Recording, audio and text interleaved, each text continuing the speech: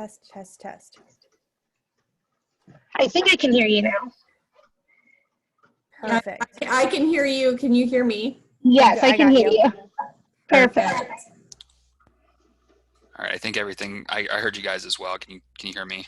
Yep, Yes, I can hear you. Cool.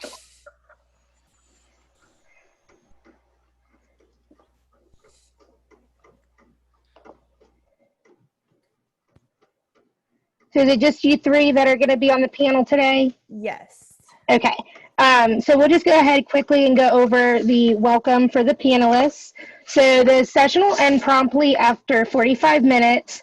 The session is being recorded. I'll mute myself and stop sharing my screen as soon as we kind of get through this little welcome. And then I will start broadcasting. The session will be recorded, and students, and as well as you all, will be able to access this about a week after. Students do have the question and answer option to ask questions. Just remember, try not to answer live because that will publish the student's name as well as their question. And then you can always hit type answer. And we always recommend that you hit send privately so that way you can just make sure you're only sending it to that student. Do you guys have any questions? Nope. All right, sounds great. So we'll wait for a little bit and then get everybody in here, and then we will get started. If you guys want to practice sharing your screens, though, you guys definitely can. Okay, perfect. I'll share my screen. Okay, awesome.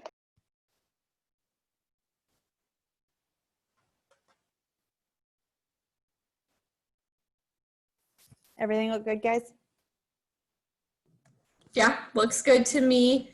And then you're going to be the one to forward on, like push forward for the slides, right? Yep, I'll keep doing that. Perfect.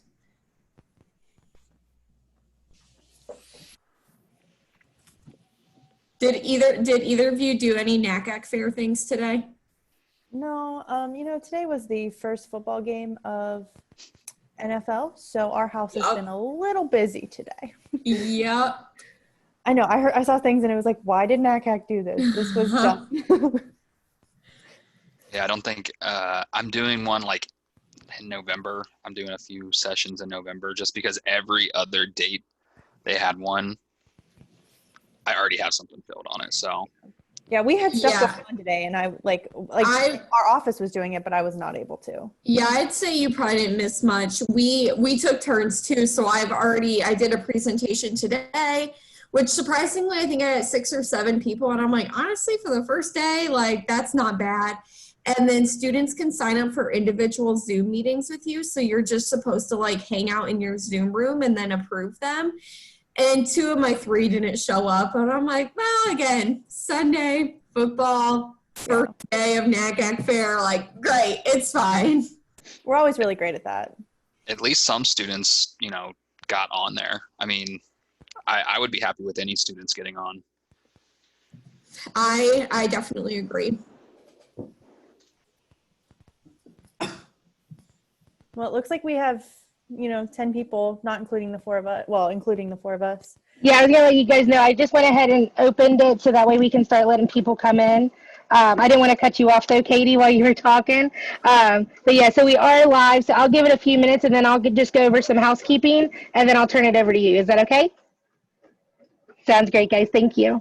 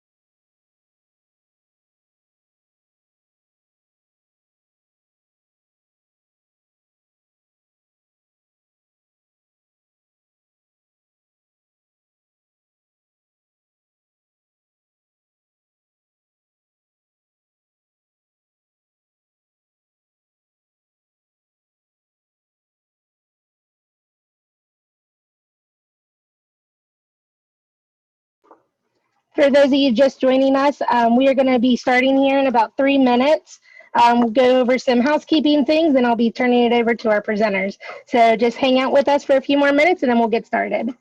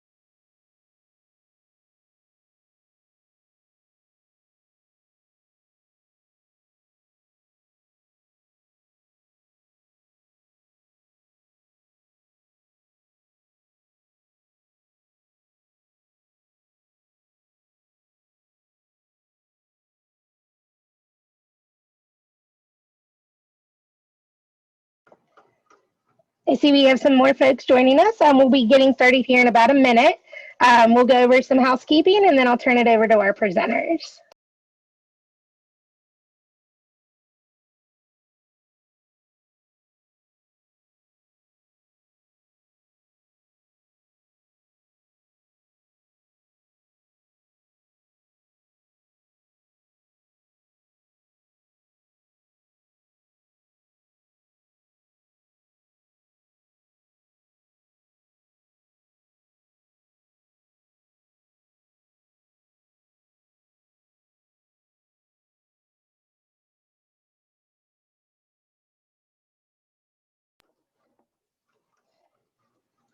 Hi guys, how are you today? We just wanted to welcome you to the virtual college exploration for all of our Ohio students. This is sponsored by the Ohio Association for College Admission and Counseling with StriveScan. So thank you all for joining us today. Few housekeeping announcements before we get started. You can always use the question answer icon that's located at the bottom of your screen if you have any questions for our presenters, and they will answer it as they can. Your camera and your microphone have already been set to off, so the panelists are not able to see you. However, you feel free to ask in as many questions as you'd like.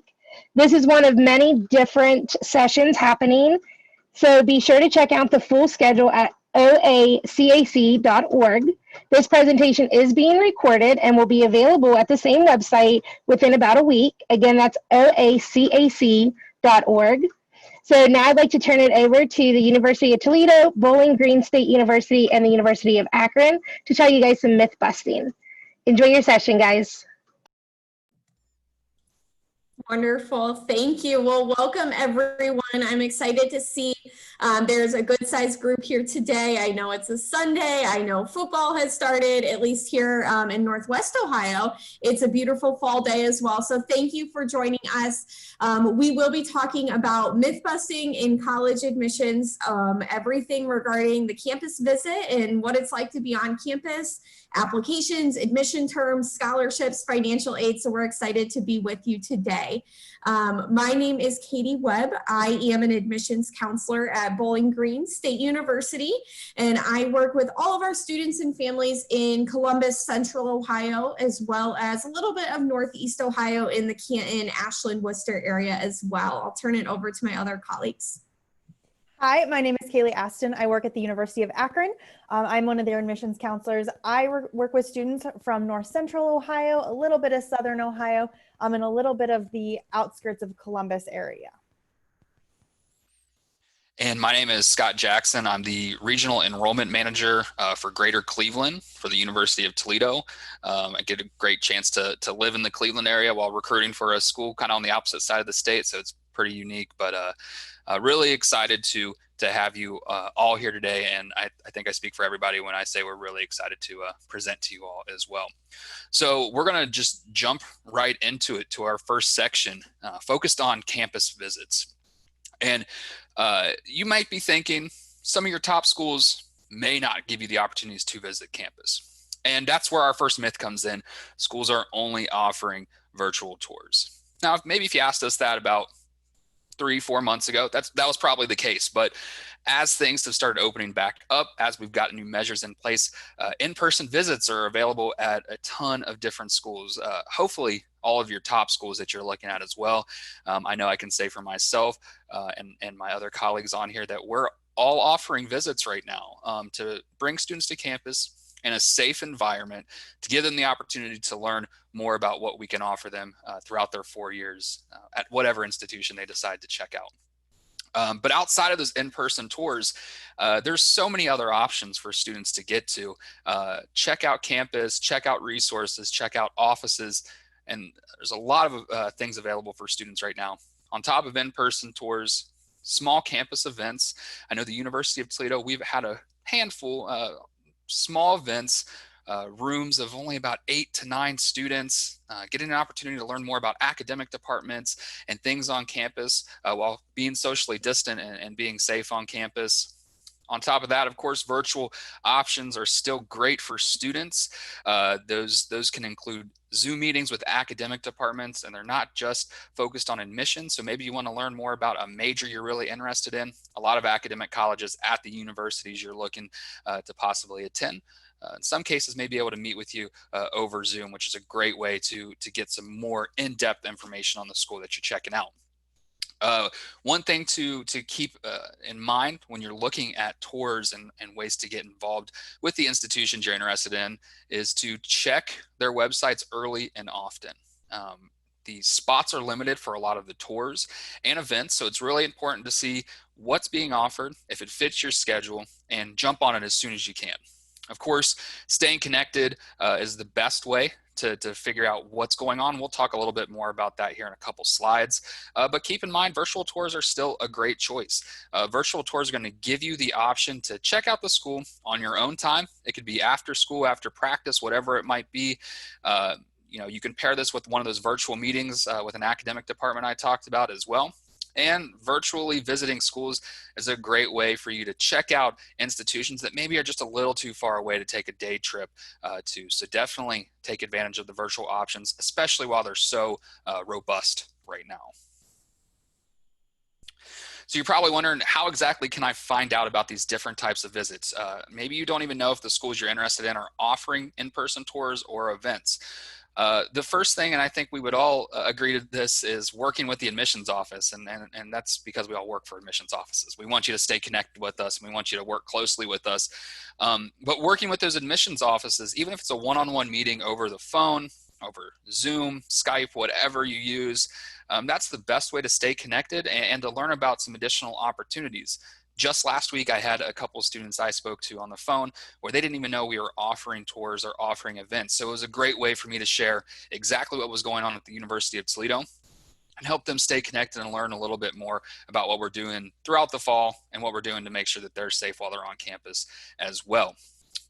These one-on-one meetings are also great because typically the admission counselors at the schools you're looking to go to, that gives them a little bit more flexibility. In some cases, they may be able to meet with you in the evening and tell you about these opportunities. Maybe you only have time during your lunch period, anything like that. The quick one-on-one meetings is a great way to stay connected and learn more about ways to get to campus and check it out. The working with the admissions office as well gives you an opportunity to ask all those questions. Maybe you find out there is an event on campus and you want to check it out, but you can't get to it. So that's another great way to stay connected. You don't have to just limit yourself to admission events and admission info. We can help you with a number of different things throughout that short meeting. And it's also a great way to stay connected to find out about future tours. So while, for example, the University of Toledo, we're only scheduling in-person tours about 2 or 3 weeks out just to be safe. we have additional events that are being posted pretty regularly all the way up into November. So you can find out when those are going to be opened up and how you can sign up for those. So it's a great way to find out about future events as well. And the best way to ways to stay connected. Of course, the first one's going to be social media. That's the best way to find out what's going on campus, the fastest way to get information. And in a lot of cases, a lot of institutions are even offering virtual events through Facebook or through Instagram Live or anything like that. So it's a great way for you to get connected. That instantaneous chat option for a lot of those events gives you an opportunity to ask quick questions, help you get answers, things like that. So definitely follow all your top schools on social media, whether it's Facebook, Twitter, Instagram, Snapchat. I know a lot of schools have TikToks now, which I think is pretty cool. So it's a great way to stay connected. You learn a little bit more about the institution. You learn a little bit more about the admissions office as well. We like to have fun. We're all goofy in our own ways, and we use social media to kind of show that a little bit. So definitely check out those opportunities through social media and stay connected with us that way as well. The social media option for students also helps you stay up to date. I know I follow a number of different institutions online, not just the one I work for, because I want to see what other schools are doing as well. And a lot of their important up-to-date information, especially involving COVID, they do post online. So finding out what events are going on or how students are coming back to campus, all of these things may be important to you as you're making your decision and as you want to move forward in maybe a handful of schools you want to apply for. So social media, it's a great option to stay connected. You can get a lot of quick, small bites of information that you need as you make those decisions and as you move forward as well. And then, of course, we kind of talked about already, but reaching out directly, whether it be over the phone, text, or email. A lot of admissions offices offer texting features. I've done this now for 5 or 6 years. I know students don't really like to talk on the phone too much, so texting and email is a great way to still stay connected. You can get the information you'd like, but of course we appreciate phone calls as well. We want to talk to you on the phone. It's a easy way for us to get information to you, but just know there's a lot of different ways to stay connected and learn more about the institution and campus visits and events going on campus as well.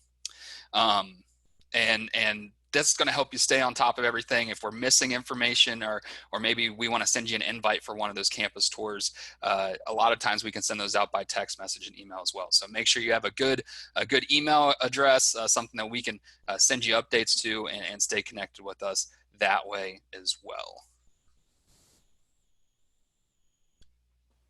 Awesome. Thanks, Scott. So now I'm going to talk over about some admissions terminology. What are all the things that you're seeing mean? Because I know as you guys are in high school, you guys are getting a lot of terms that you may not be used to right now. And so the first myth I always like to talk about is college is the only post-high school option and all colleges are the same. And so the fact is there are many post-high school options for students as they're looking at after graduation. They can be trade schools, they can be apprentice programs, you can join the military.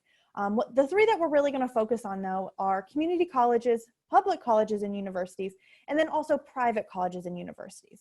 And so that's kind of where the three of us lie best in terms of your post-high school options. So there are, like I said, lots of great options, and those are just a few of the things that you can do after high school. So for community colleges, a lot of times they're going to be more technical degrees. A lot of times they're 2 degrees, maybe 4, depending on some community colleges.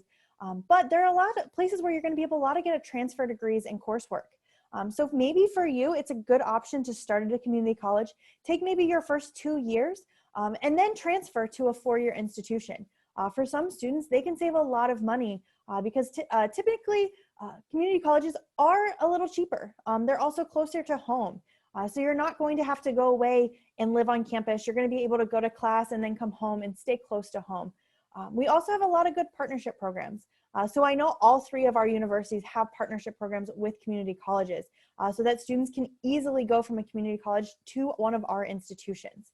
Some just examples. So for those of you that are from Ohio, you know, Cuyahoga Community College, Terrace State Community College, Sinclair Community College are just a few of the very great community college options we do have in Ohio for students. Now, one of the ones that you're going to be, pretty familiar with are those public colleges and universities. The nice thing is those are, your 4-year institutions. They are going to be a little more affordable because a lot of the public colleges are state funded. You're going to have the option of getting a lower tuition rate that is going to be maybe a little more affordable for you and your family. A lot of public universities have a lot of majors. I know at the University of Akron, we do have over 200 majors that students can choose from. So that's a lot that students have the option of taking a look at and choosing from. And it also helps when you're coming out of college and, you may have an interest in something, but you're not quite sure what you want to study yet. They also have a lot of different things that students can be involved in. A lot of universities, for example, the University of Akron does have over 340 student organizations. So that's a lot of student organizations that you can be involved in. There's always a lot of study abroad opportunities and things that you can do outside of just going to class. And then always a good perk that is not always happening right now due to COVID, but we do also have some pretty major sports programs. A lot of time public colleges and universities may be in, Division I, and so you do get to see some pretty cool athletes. I always, I'm excited to say that we've had, professional sports players or Olympians come out of our programs, and it's fun to see them, when you're in college. And like I talked about, some of the examples of those are definitely the University of Akron, Bowling Green State University, the University of Toledo. And then one that's on, it's still a public university, but maybe a little bit higher in terms of sports and notoriety in sports, I feel sometimes. Not that none of us are great at sports, but sometimes the Ohio State University, I think, takes the cake in terms of big sports programs.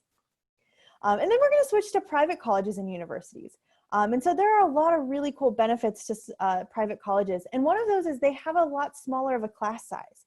So, you're only going to be in a class, maybe with, 10 to 20 students. And so you're really going to get to know that, those faculty and those students in your program. Because of that low student to faculty ratio, you really build a community and you really get to have really cool connections with that. Private colleges and universities also have very strong financial aid and scholarship programs. They do typically cost a little bit more than those public universities, but they do offer a lot of scholarships that help you bring down those costs. And just a couple examples. So in Ohio, we do have Case Western University, Capital University, Ohio Northern, Heidelberg University, just kind of hit almost all 4 corners of Ohio. We try. So another myth that we have is all college admissions are the same. And so the fact is there are many different types of admissions. There are, open admissions, and that is where almost all students are admitted to the university. So if you apply and you have graduated from high school or have your GED, you automatically can attend that college. And so, for example, you may go to Kent State, Tuscarawas Branch, Stark State, University of Rio Grande, or Central Ohio Technical College. Those are really great options for students that you're going to be admitted regardless of your grades, your GPA, your test scores. As long as you graduate, you have a seat in that university. And then we have our selective admissions. So those are going to be a little harder to get into. They're not going to be impossible, but they may have certain GPAs that you have to make or an ACT or SAT score. And sometimes they may want you to write an essay or an interview. This is just so that they can get a holistic process and look at you as a whole student and make sure that you're going to be able to fit in with their university. And just like before, the University of Akron, Bowling Green State University, University of Toledo, and then as a private school, the College of Worcester, we are all kind of selective admissions. Not every single person gets in, but we do look at students as a whole. We want to make sure you have a great fit. And then finally, we do have competitive admissions, okay? And so those ones are the ones that are going to be a little harder to get into. They only have a certain amount of space for students. And they're going to look at your high school courses. Did you take all easy courses? Did you take the hard courses? They're going to look at those ACT and SAT test scores. They're going to look at the things that you did in high school outside of academics. They most likely will require an essay or an interview or even a recommendation from teachers or people in your life that shows that you really are going to be a good fit for their school. And some instances of that are the Ohio State University, Oberlin. If we're getting really, shooting for the stars, we're going to go Harvard University. And then to, back down to Ohio, we're going to have Case Western Reserve. So all of those schools are going to be a little bit more of a competitive admissions process. Now, one thing to think about too when you're applying into universities is there may be competitive majors and programs. So it may be a selective admission university, but to get into their nursing program, it could be competitive, or to get into their architecture or education or business programs. even their honors colleges. You may be admitted into their university as a whole. However, you may not be able to be admitted into their nursing program or business program based on different criteria that they have. So those are really important as you're looking at different universities, what each program and what each college has for you. And so there are also many different types of college decisions. Not all college decisions into the decision processes are the same. So for one, we do have rolling. So that's a nice one. You can apply up until their deadline. Once they receive your materials, you're going to get a decision from them. So that's how we work at the University of Akron. Once we receive all your admissions materials, you get to hear back from us. And so typically that can take anywhere from 4 to 6 weeks. Nice, easy process, and you do get to hear from us. Now we do have early action. And so early action and early decision are very often confused because they kind of sound the same. And so early action allows you to apply to a school and receive an admissions decision earlier than their regular deadline. But the nice thing about that is they're not binding, which means you are not required to attend that school if you apply early action. However, if you're applying early decision, you're still getting to apply before that regular deadline, but it is binding, which means if they admit you to the university, you say, I plan on going to your school. So there's no other option for you other than to go to that school.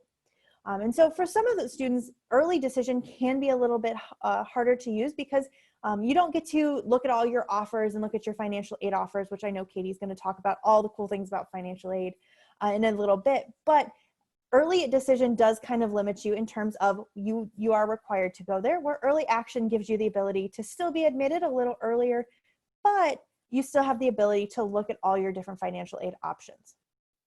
And then we also have our regular decision option. You can apply to the school up until the deadline. After the deadline, they review your application and they may tell you you're accepted during a certain time frame. Okay, so there may be on December 1st, they're going to tell every student who's admitted, you're admitted to our school. Okay. So another myth, and I know the three of us hear this all the time, is it doesn't matter when I apply to college. I can apply to college whenever I want. And that's just not true. So the fact is, deadlines are very, very, very important for you guys. Every school has different deadlines, and it's important to keep track of the ones that you're applying to. One thing I always recommend students do, you can do it on the computer, you can do it in a notebook, but keep track of the schools that you're applying to and those important deadlines. Know when their application is due, know when their financial aid is due, and their scholarship deadlines, when you need to confirm, which I'm going to talk about all of those, but it's so important to know when all of these things are due, because this is where you're really going to want to make sure you get a hold of everything. The application deadline right now is, for those of you who are seniors, is the most important one you need to worry about. So this is when you need to apply by. If you don't apply by this deadline, you may not be considered for admission into the school, or even not considered for scholarships. Some schools say you have to apply before this date, before you're not able to apply for scholarships anymore. And that's why it's so important to keep track of that application deadline. Because if you miss that deadline, you lose your chance to go to that university. The next one is scholarship deadlines. Some scholarships have deadlines. So you may be required to be admitted to that university. At the University of Akron, we have a lot of scholarships that students can apply for, but they have to be admitted. And a lot of times students wait to fill out that application so that they're delayed on filling out those scholarships, and then they miss some super easy scholarship deadlines just because they waited. So I always also say the later you apply, the less time you have to fill out that scholarship application. If the scholarship is due at the beginning of January and you're admitted in the end of December, that may give you a week. And so you want to make sure those essays are as good as you can get them before you apply. And then the final one is the confirmation deadline. This is when you got to let the school know that you're going to that school. We want to make sure that we have, a seat for you in the class. And if you wait past your deadline, there may not be space. We may have to tell you to wait for a semester or even a year to make sure that you get the space that you need.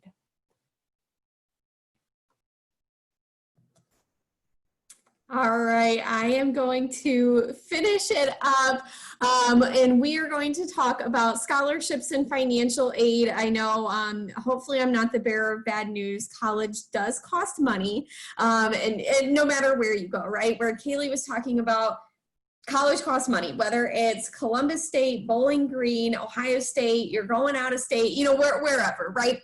And so we're going to be talking about how to get the best bang for your buck. And I was loving like where the presentation was going of like dates and deadlines, because that is honestly the most important part of financial aid. But let's get started. Let's debunk a few financial aid myths. So let me wait for the slide to change.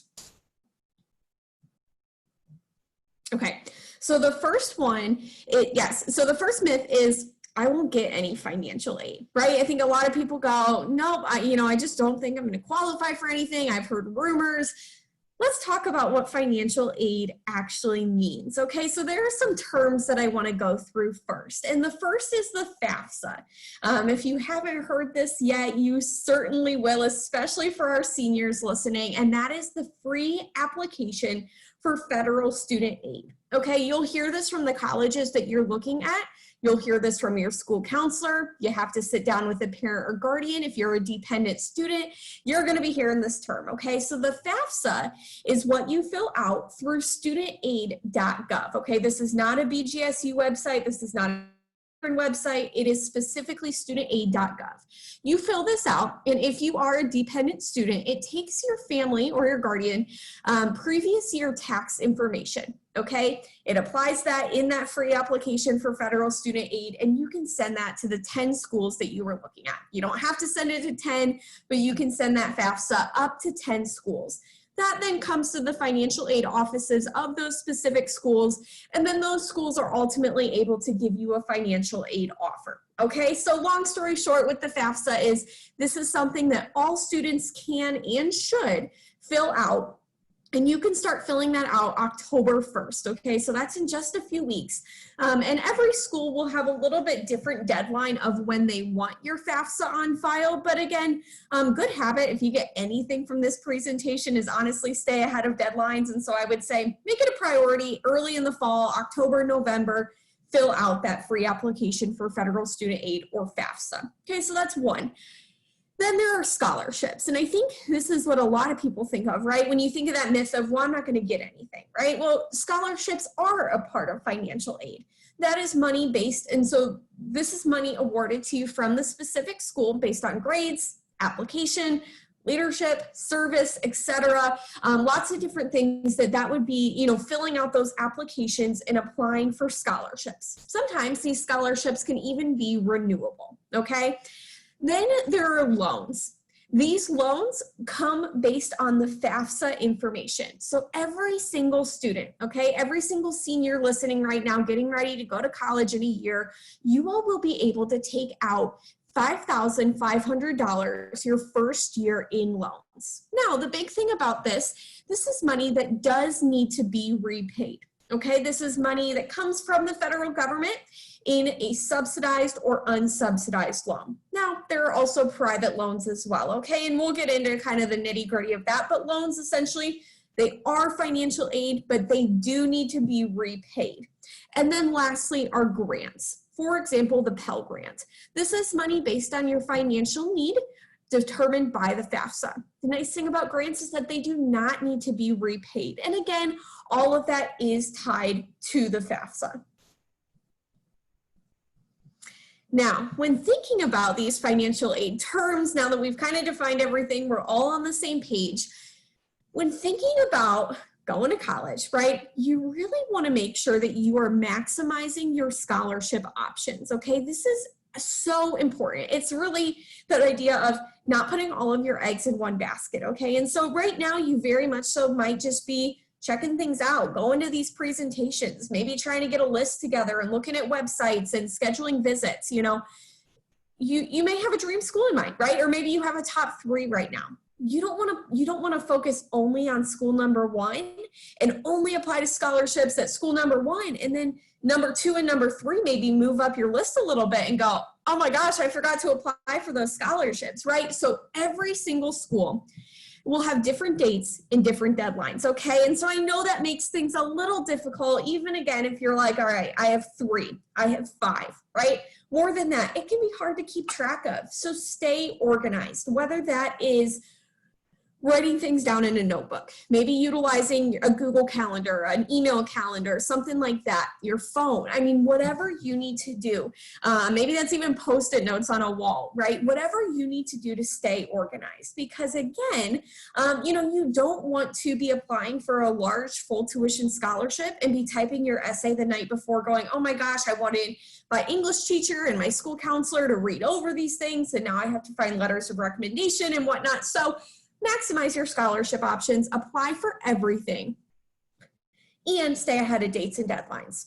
Now, also, as I'm telling you, apply for scholarships at Bowling Green and Akron and Toledo, right? Go through all of those things, because your scholarship application does not equal commitment to the school. Okay, you can apply, and I think I speak for all of the schools on here today. You can apply to our school, you can apply for scholarships and still be in that decision process, okay? Now, I don't want to speak for every single school out there, right? There's a lot of colleges to choose from, and so you'll just want to make sure when you're applying to those things, they're not committing you to anything.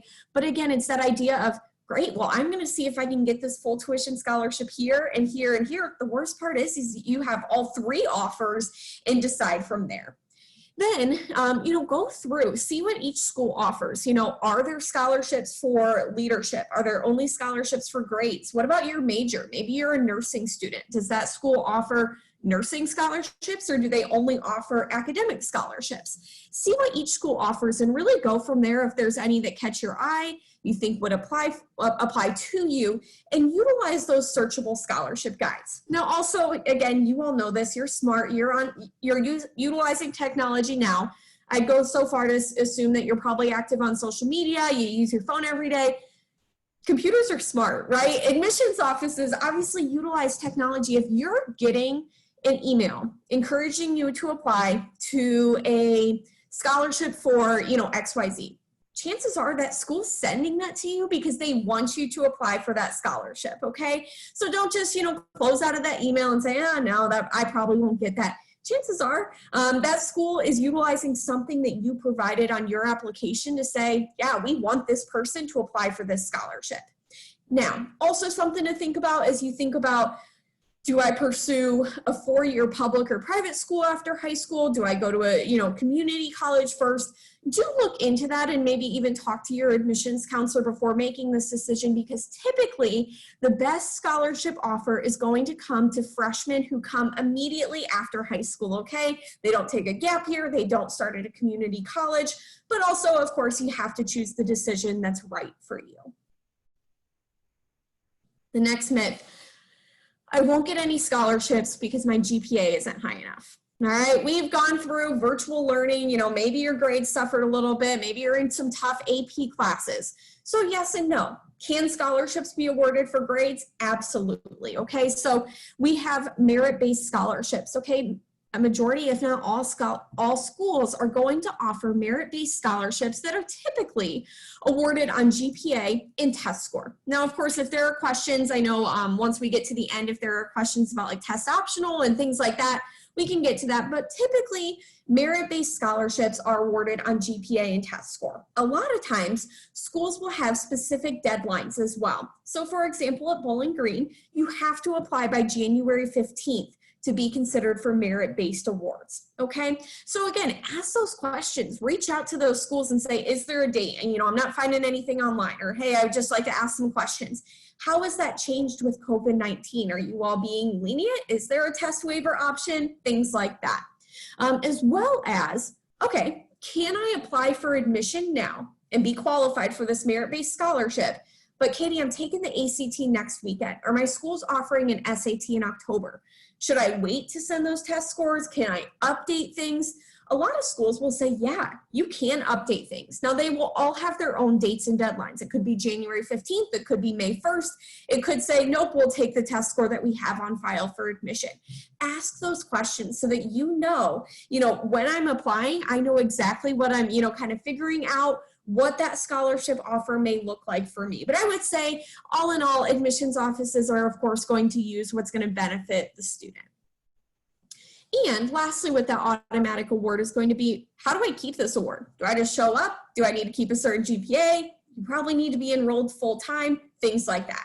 But now to the other side of that myth busting of, okay, Katie, I don't have that 3.0 GPA. I'm a great person, but I don't have a 3.0 GPA, and that's okay, right? There are searchable scholarship guides for you. So every school may offer academic scholarships, but they are also going to offer scholarships for intended major, multicultural students, service, leadership. Are you in National Honor Society? Do you serve in your church? Are you involved in a community or social justice group?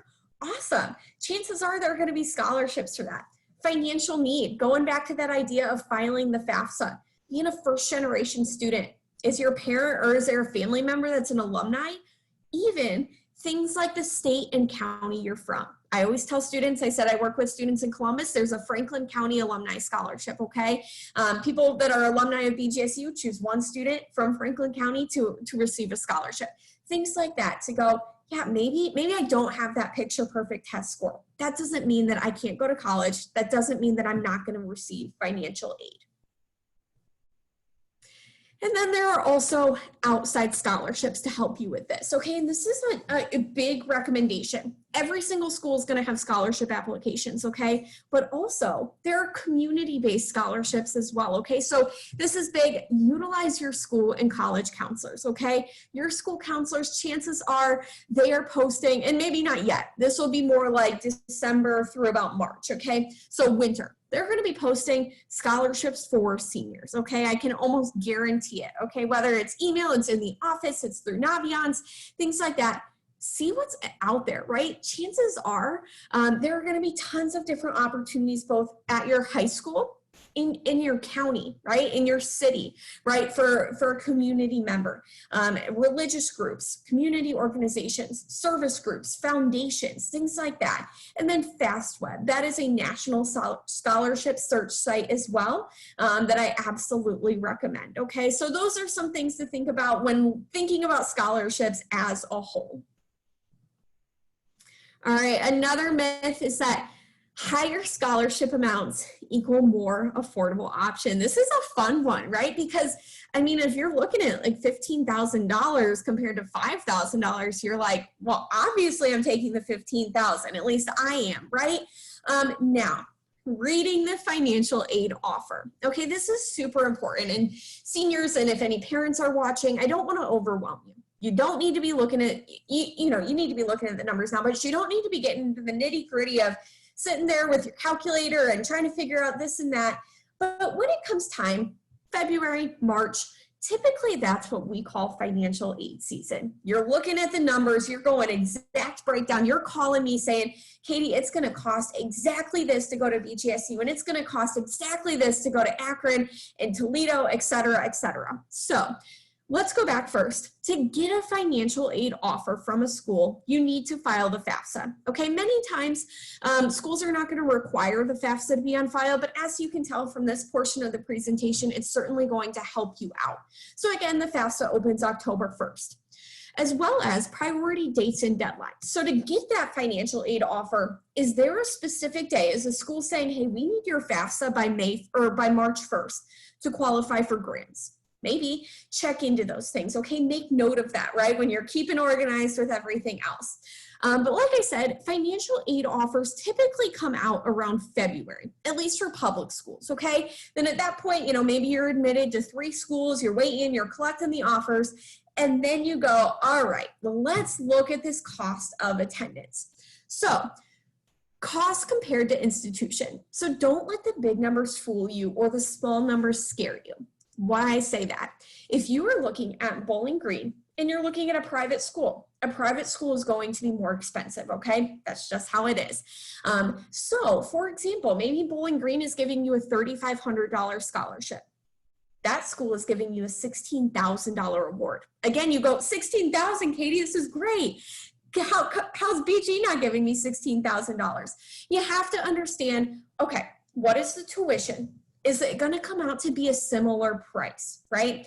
So really thinking about, yes, I may be getting more money, but does it end up being about the same cost? What am I getting out of this experience? Okay, so, and of course, financial aid offices are happy to go through all of this for you, but just to get that first kind of initial thought of, okay, I'm not going to let the small numbers get, I'm not going to be mad about the small numbers. I'm not going to be blown away by the big numbers. I'm going to go, okay, I need to look at this. I need to get some calculator. I need to get a Google sheet out and kind of go through those things. And then on your financial aid offer, there will be grants versus loans. Again, I kind of already talked about this, but loans would be money that you do need to repay. Grants you do not repay. And then, like I said already, ask for help, right? We don't expect you all to understand absolutely everything about the financial aid offer and loans and interest amounts and this and that. And this can be a really scary part of going to college, right? We always talk, and college is so fun and we can't wait for you to be here, but there are kind of some barriers that you have to kind of jump over to get there, right? And so please, reach out and ask for help as you start thinking about the financial aid offer when the time comes. All right, and to wrap it up, I kind of started talking about this a little bit, but thinking about the cost versus value. As we wrap up, college costs money. I'd said that, right? We know that at this point. But thinking about, what am I getting from this financial aid offer? And not just this financial aid offer, but this college search process in general. Again, right now, maybe you've toured a school, maybe you're making your list of schools you'd like to tour, maybe you're simply just focused right now on getting that SAT or ACT score up. Or maybe you're like, this is my first stop, and that's okay too. As you're going through this process, really thinking about, how is this investment worth it, right? Every single college in the state of Ohio and nationwide is an investment, and it will be worth it. But it's thinking about, well, what am I going to get out of it? Is it the internship opportunities? Is it the campus involvement that really sold me? Is it, I want to go to a school in the city, or do I want to go to a college town? Do I want to go to a school that's really well known for aviation versus a school that's really well known for nursing or education, right? Just to name a few. What are those things that you are looking for that's going to make you say, yeah, I will pay this, because I know that this is going to be a great experience for 4 years, but also after and after and after, like that gift that keeps on giving, right? So college is expensive. We can't lie. We can't, pretend that doesn't exist. But there are so many things that we go, yeah, this is what you're going to get out of this incredible experience and your education at these institutions, both in Ohio and nationwide. All right, so checking the time here. Oh, perfect. As we wrap up, we have, I think, about 5 more minutes if my watch is right. So please, we are here to help.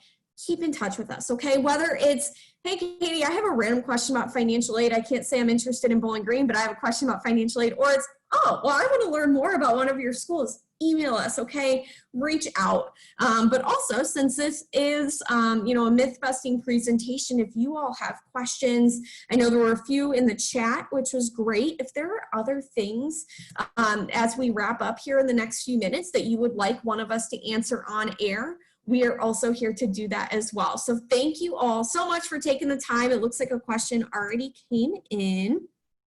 Okay, so maybe all of myself, Kaylee, and Scott can maybe all answer this for our respective institutions. So there is a question that came in, is test optional really test optional? Will those with test scores actually get higher priority? I'll answer for Bowling Green and kind of in general. So if you are applying to a school that has that is test optional, they are saying that yes, if you apply without a test score, you will get the same admissions priority.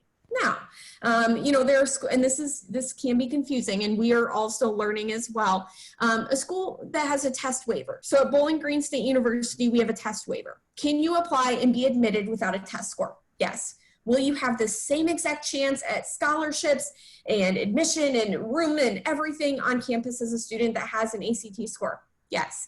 Okay. But if you send us an ACT or SAT, let's say you apply and you're admitted now, you end up taking the ACT in October, you do really well on it. Does that mean we could up your scholarship offer? Maybe, right? So I know that's not like crystal clear, but I'll pass it over to Kaylee now to answer for Akron. Yeah. So thanks, Katie. At the University of Akron, we're pretty much in a very similar boat. Students can choose to not give us their test score. If they're, you took it once and you're just like, oh, it wasn't great and I haven't had a chance to take it since then, you can choose not to submit it. You still get considered for admission at the University of Akron. We are a holistic review process, so we look at more than just your GPA and test scores. We look at a lot of things, and we still consider you for scholarships. However, I always say your scholarship could be higher depending on your test score. If you got, for example, a 27 on the ACT, that's a test score you might want to submit to us, because that could get you into the higher range of scholarships than if you did not submit a test score. Go ahead, Scott. Yeah, so for the University of Toledo, we really are test optional. We give our students the opportunity to decide on their application if they would like to submit the score. Like Kaylee said, it's really up to you. And that's where connecting with your admissions counselor is really important, because in the chance that maybe a submitted test score does raise that scholarship, that's something we can walk you through and talk about that. I've had plenty of students I've talked to that they have an ACT or an SAT score, but their scholarships are actually higher if they decide to apply test optional. They can still be admitted into their major. That's another thing to keep in mind, is that admission requirements are probably a little different, whether you go test optional or just traditional admissions. But I wouldn't say that students are getting a higher priority if they send in their test score. Our students are all considered on an equal playing ground. There's no priority whether they send a test score in or not. We want students to come to our institution because we think they're going to be great students. And if you apply test optional or you don't, what it comes down to is who you are as a student and how we think you're going to do once you get to our institutions. So that's pretty much how UT takes the test optional approach. I know we had a second question here regarding the SAT and ACT. I'll try to spit this out quick because we only got a minute or two. What's recommended? I think for all three of us, you can submit either or. We don't really care. For the state of Ohio, ACT is usually what we see more often, but by no means is that the recommendation. I have plenty of students that take the SAT. It's completely up to you which test you would like. When it comes to differences, the SAT is focused on math and English, whether it's writing, reading, things like that.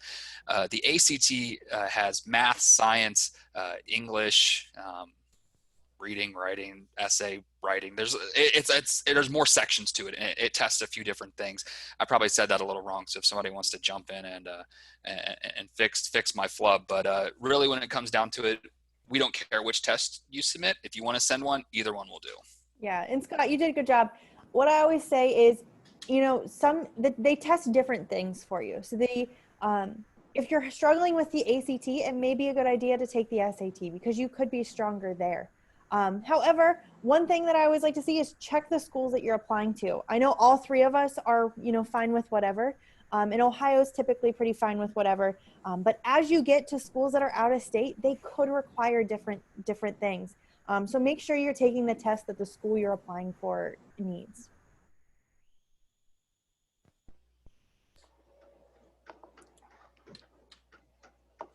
All right, guys, so it looks like we're up with our time today. I do want to thank Kaylee, Scott, and Katie for presenting about myth busting. Thank you all for joining us today. When your window closes, there will be a link for a quick survey. It's only about 4 questions long. We'd really appreciate your feedback. And also know, again, this was recorded, and there are many other sessions being held this week as well as in the weeks to come. You can check those all out at oacac.com. Thank you all. Have a wonderful evening.